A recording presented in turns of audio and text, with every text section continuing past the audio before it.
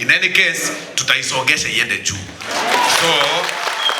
So there has been issues of move and pull from one side. Unajua hii kupanga hii budget iko na ma-challenge zake. So kuna kutoa, kuna kuweka, kuna kutoa na hapa na kuweka hapa. I want to assure the parents ya kwamba siasa ya kuzunguka na kusema ya kwamba sijui education inatolewa sijui nini, pesa tunapunguza, hakuna kitu kama hiyo itatokea kwa hii serikali. Maybe ingine yenye hatujui. What happened is that there was a small challenge in terms of our allocations. Na hiyo ni maneno ya National Assembly.